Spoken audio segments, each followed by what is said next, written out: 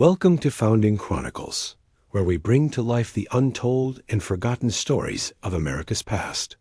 If you enjoy powerful history stories that deserve to be remembered, don't forget to like this video, subscribe to the channel, and tap the bell icon so you never miss a chapter.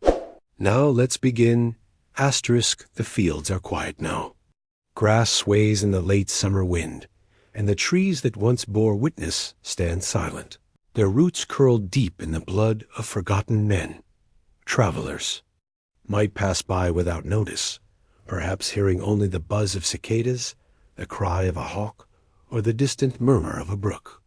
But beneath the soil, beneath the stones, beneath the fallen leaves lie stories long buried, stories of men and women who gave more than they thought they could bear, in battles that shaped the soul of America before it even had a name.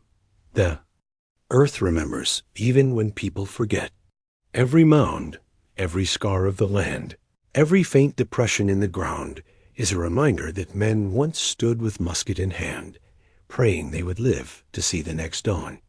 There are secrets here, secrets that were never written down, secrets too painful, too shameful, or too costly to record in neat lines of history books. They are the whispers of early America, carried on the winds that sweep across the old fields, reminding us of sacrifices hidden beneath centuries of dust. In the mid-1700s, America was not yet a country. It was a land of divided loyalties, wilderness, forests, muddy roads, and scattered settlements that clung like fragile outposts on the edge of a vast continent. Farmers, blacksmiths, carpenters, and hunters tried to carve out a living, always with an eye on the deep woods, where shadows carried both opportunity and threat. Behind those trees lay rival empires, the British Crown, the French monarchy, and the countless native nations who had called this land home for centuries. The clash of worlds was inevitable, and when it came with fire and steel. The first great storms of war that swept across the colonies were not the Revolution. That would come decades later, but the wars fought for control of this land. The French and Indian War, called the 7 Years' War overseas, turned quiet valleys and homesteads into battlegrounds. Soldiers in bright red coats marched through forests they did not understand. French troops with polished muskets moved alongside native warriors who knew every bend of the rivers, every hollow, every ridge where an ambush could be laid. And caught in between were the settlers' ordinary men, women, and children who had no choice but to endure the violence that spilled across their doorsteps. What history books rarely tell is the smell of smoke that lingered weeks after a raid, the sound of crying children carried out of burned cabins, the exhaustion of farmers who fought by day and tried to sow their crops by night. These are the buried secrets of early battlefields, not grand strategies drawn by generals, but the private heartbreaks of common people who carried the true weight of the war. Take, for example, the field at Fort Necessity in the summer of 1754. Most remember it as the first command of a young George Washington, a place where the British suffered a humiliating defeat. But the land tells a deeper tale. Imagine the rain pouring down, turning the hastily dug trenches into mud pits. Washington's men were mostly farmers and shopkeepers, not seasoned soldiers. They shivered in the wet, clutching their muskets with cold hands. The French and their native allies pressed in, muskets cracking through the downpour. The cries of the wounded rose above the thunder. And in that misery, young men who had never traveled more than 20 miles from their homes suddenly realized the price of empire was written in their own blood. Yet even in defeat, seeds were planted. Washington learned lessons there, not from books, but from the rain-soaked earth and the fear in men's eyes. He carried those lessons into the Revolution, where he would become the steadfast figure holding together a fragile army. That muddy field, forgotten now by most, was more than a defeat. It was a furnace, burning into the mind of a future general the reality of sacrifice. Across the frontier, countless skirmishes and raids unfolded that never earned a place in the grand volumes of history. Picture a small Pennsylvania homestead in 1756, where a family huddled behind log walls as war parties moved through the valley. The father, musket in hand, praying silently. The mother trying to quiet the children, her own heart pounding. Shots rang out in the dark, then silence, then the sound of feet retreating into the night. In the morning, smoke from neighbors' homes marked the cost of survival. These little battles, half fear, half courage, were never recorded, but they, too, were part of the war. Each one left its mark on the soil, on the families who endured, and on the generations that came after. The battlefields of early America are not only the large places marked by monuments and plaques. They are the forgotten clearings, the bends in rivers, the narrow mountain passes where ambushes sprung like lightning. They are the trails stained by the blood of men whose names are lost to time.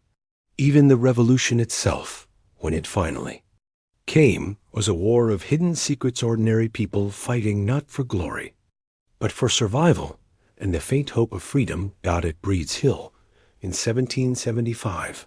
Later remembered as Bunker Hill, the air was thick with gunpowder smoke. Patriots, most of them farmers and laborers, stood shoulder to shoulder behind crude earthworks.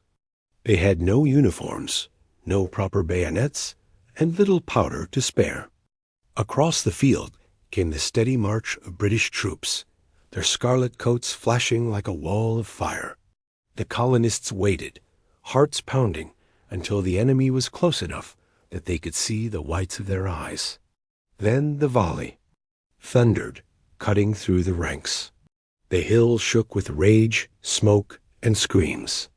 Though the patriots eventually retreated, the ground held their secret triumph, proof that common men could stand against the might of the empire. But what we often forget are the small human details. The young boy, only 16, lying in the grass with blood soaking his shirt, whispering for his mother, as the world around him dissolved in smoke. The farmer who dropped his musket at the end of the fight and wept, not for victory, but for the friends who would never walk home beside him. The mother who later searched the battlefield for her son's body, hoping to bring him home to rest under the family tree. These are the secrets buried in the battlefields, truths too raw for the neat lines of history books, but forever etched into the land dot. And so, the story of America's birth is not only the story of great generals and famous declarations. It is the story of hidden grief, of courage that went unnoticed, of men and women who paid the price without ever seeing the reward. The soil of early America is rich with these memories, and when you walk across the fields today, you walk on more than dirt. You walk on the silent testimony of lives given for something greater than themselves. Even now, on quiet evenings, some say you can feel it. The air changes on those old fields. A chill runs through the grass. The trees seem to lean in close, listening. The earth remembers. And if you pause long enough, you might feel those whispers too, rising from the ground, like smoke from an old fire, telling you that the secrets buried here are not gone. They are only waiting for us to listen. The Revolution was never just lines of men firing muskets in open fields. It was 1,000 private wars carried out in silence, in shadows, in whispered oaths spoken by candlelight. When we think of independence, we picture the great declarations, the bold speeches, the cannons firing across rivers. But the real weight of the war was carried by people whose names are forgotten, people whose battlefields were barns, creeks, and hidden clearings where no monuments stand today. Take Valley Forge, for instance. It is remembered now as a place of endurance, of George Washington holding his army together through the brutal winter of 1777. But what history books seldom tell is the sound of that suffering, the creak of frozen boots as men tried to march on bloody feet, The rasping coughs of soldiers huddled in smoky huts, their breath turning white in the frigid air. The smell of sickness, of rot, of hunger gnawing at bellies until men could barely stand. The snow was red with blood where soldiers' bare feet had walked, and still they stayed. They stayed because to go home would mean surrender, and surrender was death to the dream they had staked their lives upon. Imagine one of those men, an Irish immigrant named Daniel, who had left famine and poverty behind in the old world, only to find himself starving once again in this new one. His letters, never published, spoke of his hunger, of missing the warmth of his wife's bread, of hearing his children's laughter in his dreams. He did not fight for fame, nor even for abstract notions of liberty written on parchment. He fought so that his children might grow up in a land free of the chains he had fled. His battlefield was not only against the British, it was against despair, hunger, and the cold hand of death. Men like Daniel are the ones buried in the soil of Valley Forge, their bones now dust, their secrets whispered only to the wind. But war is never just hardship. It is also betrayal. The name Benedict Arnold sends a shiver through American memory. Once a hero, he turned traitor, his ambition greater than his loyalty. But even that story, often told in simple terms of good and evil, has deeper secrets. Arnold had been wounded in battle, his leg shattered. He had poured his own fortune into the cause, and yet he was overlooked, passed by for promotions. His pride cut deeper than his flesh. When he turned against the revolution, he did not do so suddenly. It was the slow burn of bitterness, of a man who felt forgotten by the very cause he had nearly died for. His betrayal was a scar upon the revolution, a reminder that even among patriots, the battlefield of the heart could be just as dangerous as the battlefield of muskets and cannon. And yet, the soil that drank the blood of men betrayed remembers both the faithful and the traitor alike. Beyond the main battles, there were the hidden wars, fought by people with no uniform at all. In the southern backcountry, the revolution became a brutal civil war. Neighbors turned on neighbors. Families were torn apart by loyalty to crown or to liberty. Picture a Carolina farmstead, its fields lined with tobacco. One brother fights with the loyalists, believing stability rests with the crown. Another brother joins the patriots, driven by dreams of independence. When war sweeps through, they meet not at a family table, but across a battlefield, muskets raised, hatred sharpened by grief. These are the scars no monument can mend. The war of brother against brother, where the soil buried not only men, but the very bonds of family. And then there were the women. Too often their stories remain hidden in the shadows of the battlefield, but their courage shaped the revolution just as surely as musket and cannon. Think of Mary Ludwig Hayes, remembered as Molly Pitcher. On a blistering hot day at the Battle of Monmouth in 1778, she carried water to parched soldiers, dodging bullets and cannon fire. When her husband fell at his cannon, she stepped forward without hesitation, ramming powder and shot into the great gun his smoke and thunder swallowed. Afield. That day, she fought not with speeches or signatures, but with her own hands, her own strength, her own defiance. The battlefield of Monmouth holds her secret too. A moment and ordinary, woman became a soldier in all but name. There were others, countless others. Wives who disguised themselves as men to fight. Mothers who defended cabins with nothing but determination and a musket older than themselves. Widows who buried husbands in shallow graves, then tilled the soil alone so their children might eat.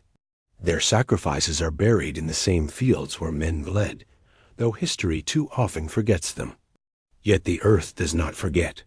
The earth remembers the footsteps of mothers walking home alone from battlefields, their hands trembling, their eyes hollow, their hearts still burning with a courage that would not break.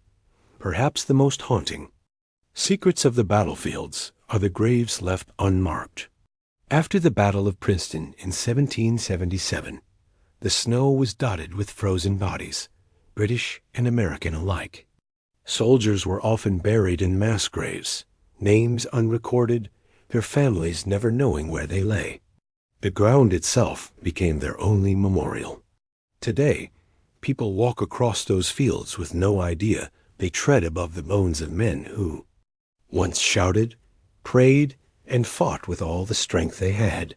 The silence of the land is thick with their presence, though their names are gone from memory. It is as if the soil itself guards the secrets of their lives, refusing to let them be entirely lost. But perhaps the most overlooked battlefields of all were not the ones where generals stood, but the ones where small bands of men fought desperately against impossible odds. On the western frontier, far from the main theaters of war, settlers faced constant raids, their homes turned into battlegrounds overnight. In Kentucky, at a place called Bryan's Station, women walked calmly to the spring to fetch water even, as they knew native warriors were watching from the woods. Their courage saved the fort, for without water the defenders would have perished. Imagine the silence as they walked, buckets swinging, every step echoing against the pounding of their hearts, knowing one wrong move could mean death. Their battlefield was not measured in acres or cannons, but in every step between the spring and the fort gate dot. And then there was the haunting story of Nathan Hawley, the young schoolteacher turned spy, who, before being hanged by the British, is remembered for saying he regretted he had but one life to give for his country. He was only 21 years old. His body was left hanging as a warning, never returned to his family. His battlefield was not marked by musket smoke, but by the rope of a gallows. Yet his courage became a spark, carried in whispers among the patriots, reminding them that the soil of America was watered not only with blood, but with the quiet dignity of sacrifice all across early America. The war left scars not just on the land, but on the hearts of those who lived through it. In the backwoods, in the mountains, in the fields of the north, and the swamps of the south, the soil holds their secrets. Some of these secrets are of heroism, acts of bravery that stirred hearts and gave birth to a nation. Others are of despair, betrayal, suffering, and the heavy silence of graves with no names. But together, they form the hidden story of the Revolution, a story that breathes beneath the ground even now. And when the war finally ended in 1783, when the Treaty of Paris was signed and independence secured, the fields did not simply return to peace. Farmers plowed over forgotten bones. Children played on hills once soaked in blood. Churches were built where cannon once thundered. Life moved on, but the earth remembered. For every furrow cut into the soil turned up more than stones, it turned up musket balls, broken buttons, fragments of uniforms, silent reminders that beneath every harvest lay the remains of a battlefield. These are the secrets buried in the fields of early America. Secrets that whisper of courage and betrayal, of hunger and hope, of men and women who stood on the edge of despair and still chose to fight. And though history may try to capture their stories in neat lines and dates, the true weight of their sacrifice lies not in books, but in the land itself. The land remembers. And if we listen, if we walk with quiet hearts, we can almost hear their voices still, carried on the wind, reminding us that freedom was not born in speeches, but in the blood and tears of ordinary people whose secrets still sleep beneath the soil. The Revolution ended on paper in 1783, but the war did not leave quietly. The sound of cannon faded, the flags were lowered, and men laid down their muskets. But the scars remained. Soldiers walked home with torn boots and empty pockets. There, promises of payment still locked in government ink that came too late, if it came at all. Families buried fathers who never returned, or else greeted them at the door, only to find a man they no longer recognized. War had reshaped them. Victory was real, But it came at a cost that seeped into every field, every town, every heart. The new nation celebrated its freedom, but its soil remained restless. The land was vast, stretching westward into forests and mountains few settlers had seen. Yet those lands were not empty. They belonged to native nations Shawnee, Cherokee, Miami, Creek, and countless others who had lived upon them for centuries. To them, the war between Britain and the colonies was not their fight. Yet it became their nightmare. Promises made to them by the Crown, and sometimes by American leaders, dissolved in the smoke of peace treaties signed without their voice. The revolution ended for the colonists, but for native peoples, the battles only deepened. Their fields, their rivers, their burial grounds became the next contested battlefields of early America. The Ohio River Valley, lush and fertile, became one of the most bitterly fought places after the Revolution. Settlers crossed the mountains, driven by dreams of land and freedom. They built cabins along rivers, cut clearings into the forests, planted corn where once only deer had grazed. To the settlers, it was opportunity. To the native nations, it was invasion. Skirmishes broke out, raids on cabins, ambushes on hunting parties, retaliation in kind. The Revolution may have birthed America, but it also birthed the cycle of violence that stained the frontier red. One of the most haunting stories from these years is of St. Clair's defeat in 1791.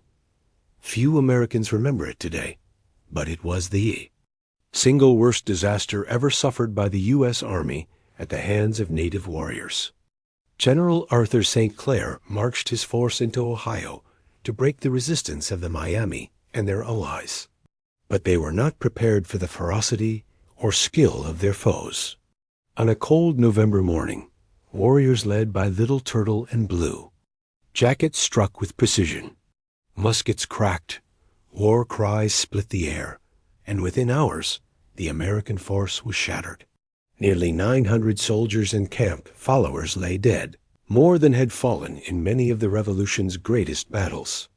The ground was soaked with their blood, their bodies left exposed to the elements. It was a battlefield America tried to forget, yet the soil remembers. Every fallen soldier there carried the secret of a young nation still stumbling, still vulnerable, still paying the price of its restless hunger for land. But the frontier was not just battles, it was daily survival.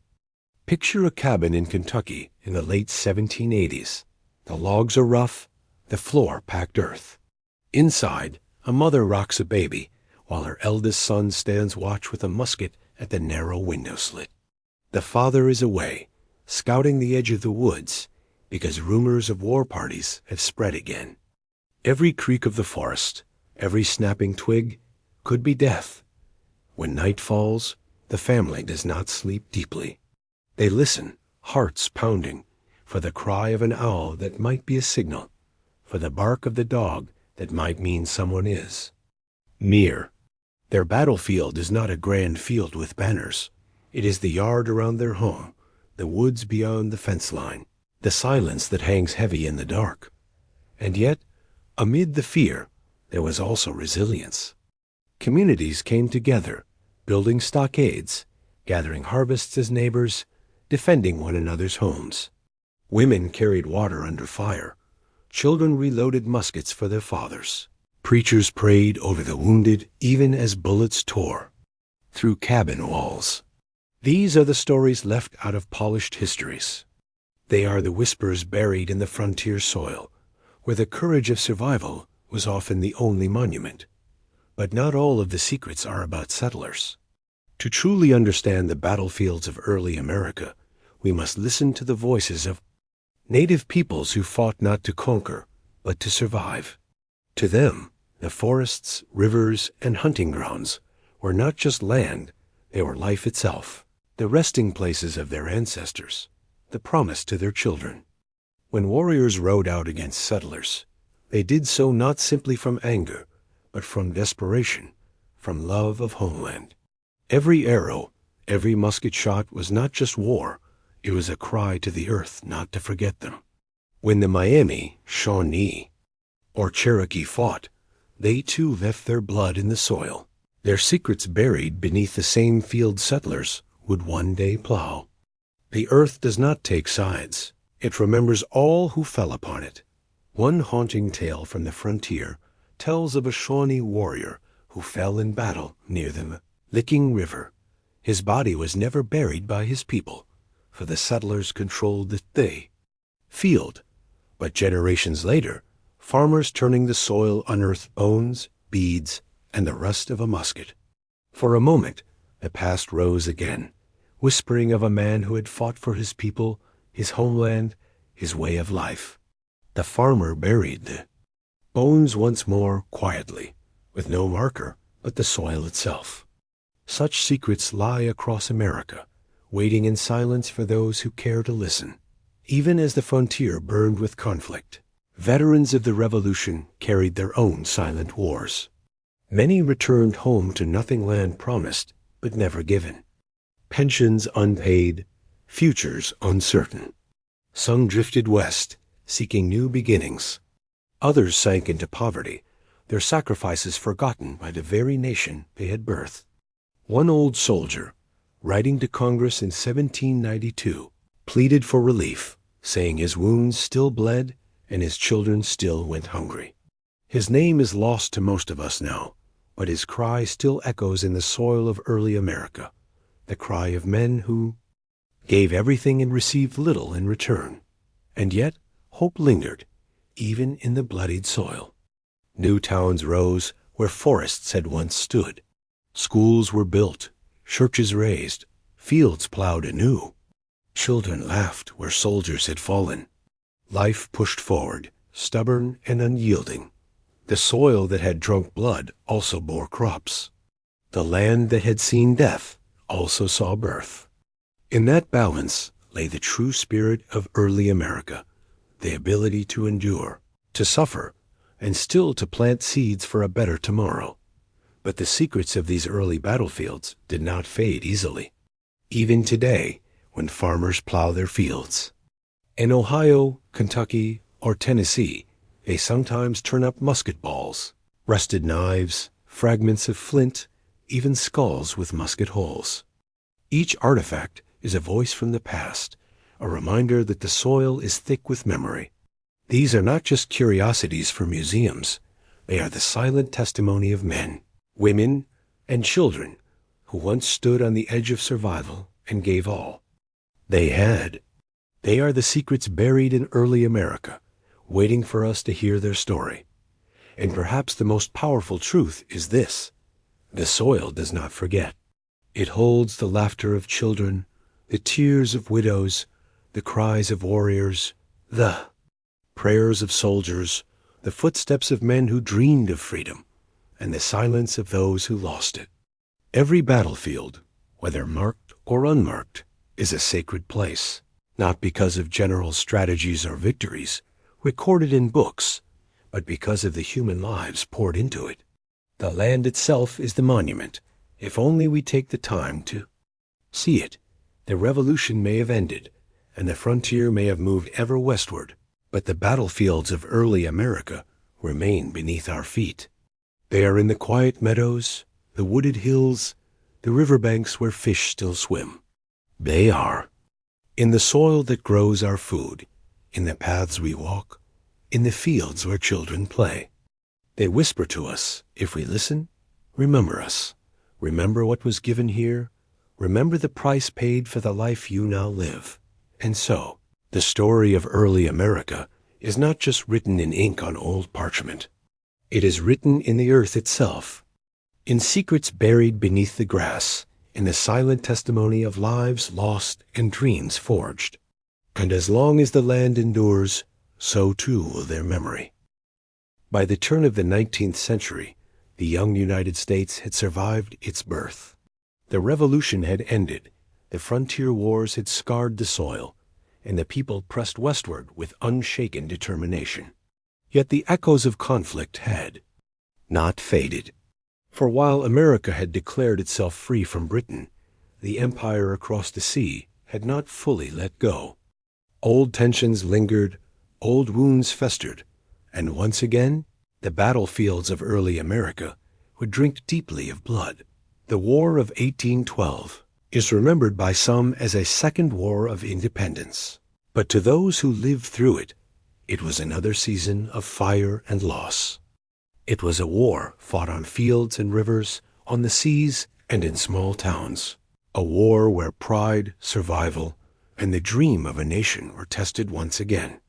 And like the revolution before it, much of its true story lies not in the grand victories, carved into monuments, but in the small, quiet sacrifices buried in the soil. In the summer of 1814, British troops marched into Washington, D.C. The city was young, barely formed, its streets still muddy, its buildings few. And yet, it was the capital of a new nation, the heart of its fragile identity. When the British burned it, flames leapt into the night sky, devouring the Capitol, the Treasury, and the President's house. Smoke rolled across the horizon, black and bitter. Families fled, clutching what they could carry, their eyes wide with terror, as soldiers poured through the streets. But in that chaos, one act of courage rose above the smoke.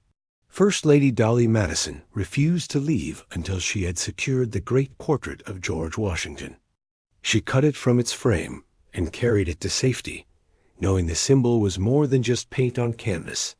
It was the living memory of the Revolution, the face of a man who embodied the nation's sacrifice. That moment was more than bravery. It was defiance, a refusal to let the flames erase the heart of America. Today, the soil beneath Washington still remembers the heat of those fires, the cries of its people, the footsteps of soldiers, and the quiet strength of a woman who carried history in her arms.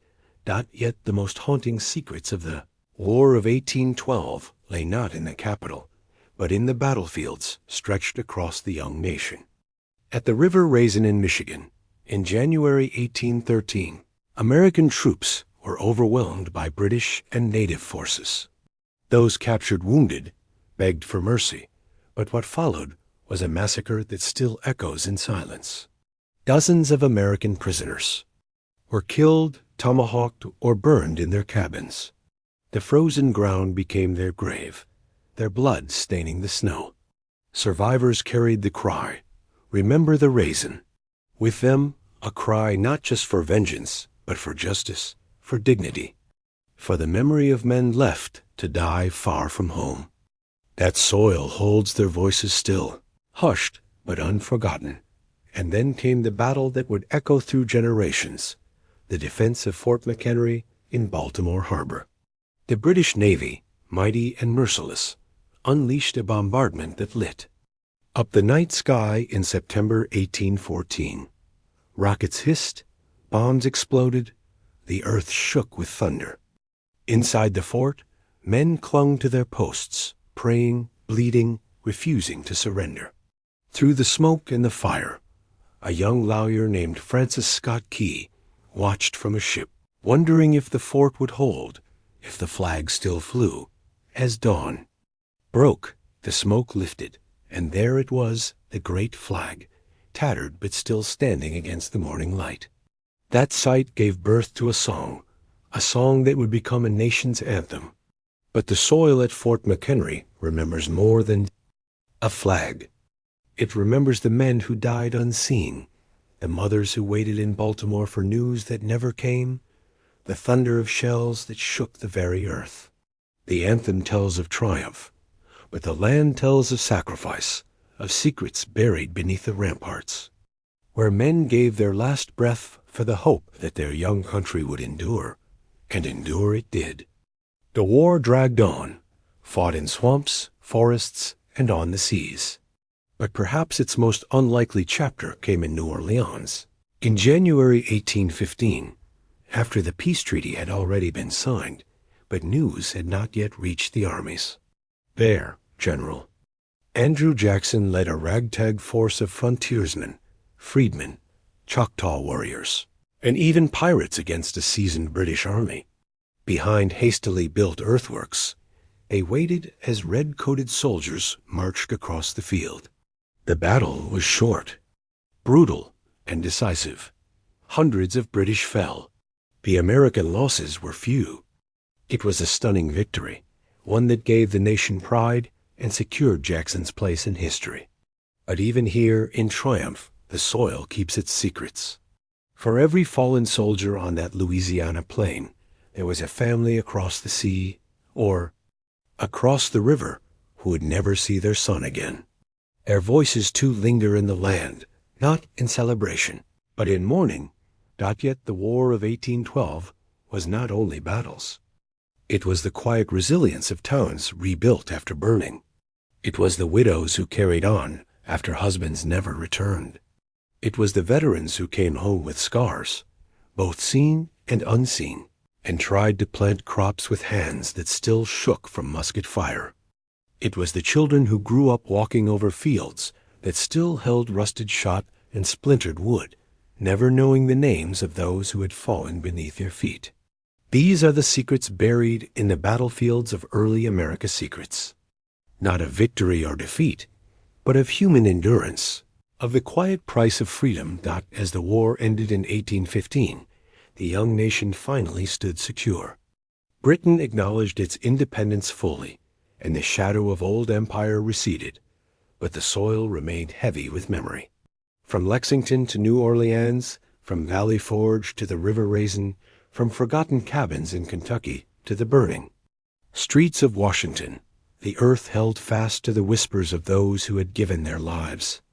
And as America moved forward westward into vast new lands, onward into growth and division, the battlefields of early America lay beneath it all. Silent foundations of sacrifice, not today, when we walk across those fields, when we see the monuments, or read the plaques, we are reminded of the official stories, the generals, the dates, the outcomes. But if we listen more closely, if we let the silence of the land speak, we hear something deeper. We hear the whispers of a boy crying out for his mother on Bunker Hill. We hear the steady voice of a woman carrying water under fire at Monmouth. We hear the war cry of a Shawnee warrior defending his homeland.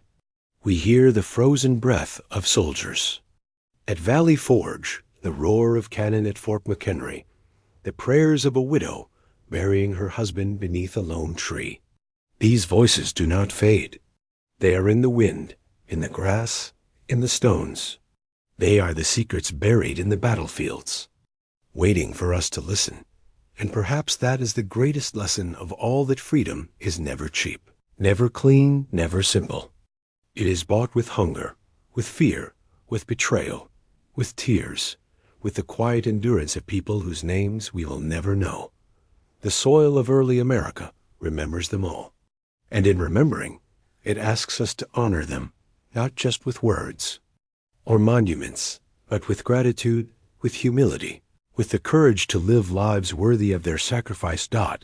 So when you next stand on one of those fields, be it the rolling hills of Saratoga, the quiet plains of New Orleans, the wooded paths of the frontier, or even the streets of Washington, pause.